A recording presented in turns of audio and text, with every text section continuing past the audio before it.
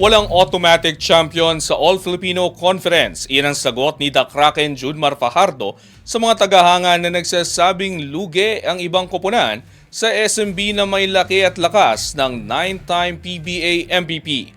Ang ibang detalye alamin sa eksklusibong pag-abante ni Jonas Lavarias. Sports Now. Sports Now. Exclusive.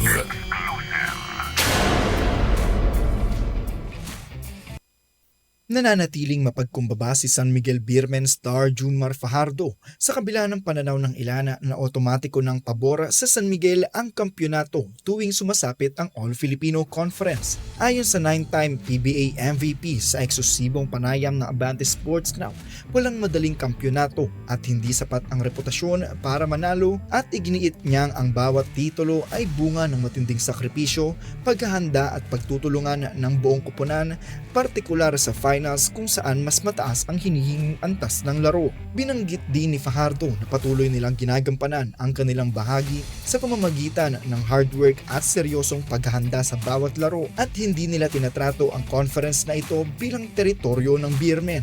Para sa kanya, ang tagumpay ay hindi ipinibigay kundi pinaghihirapan, kaya't mas lalo umanong mahalaga ang disiplina at teamwork sa championship round. Hindi totoo yun. Kailangan na ano yun. Nag-require na ano yun.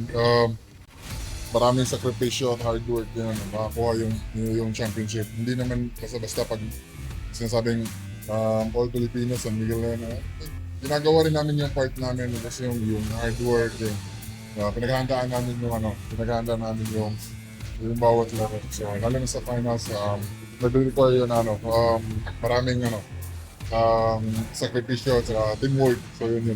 Papasok ang San Miguel sa PBA Season 50 Philippine Cup Finals, tangan ng makasaysayang All-Filipino Conference kung saan bit-bit nila ang 11 titles na franchise history. Si Fajardo ay naging bahagi ng 7 Philippine Cup Championships ng SMB, kabilang ang pinakahuli noong nakaraang taon kung saan tinalo nila ang TNT sa Game 6 4-2 at pinutol ang tangkang Grand Slam ng tropang 5G.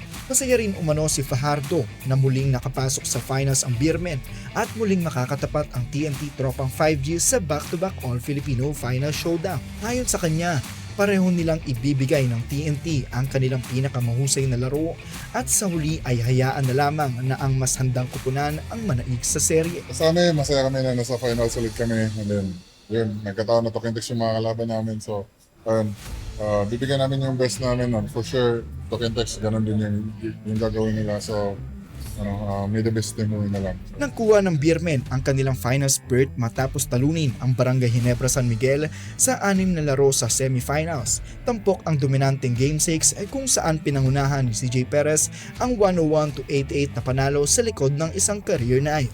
Samantala, mula naman ang TNT sa isang matatag na serye kontra Meralco Bolts na nagtapos lamang sa 5 laro matapos ang 99-96 comeback win sa Game 5 upang muling buhayin ang kanilang rivalry sa pinakamalaking entablado ng Philippine Cup.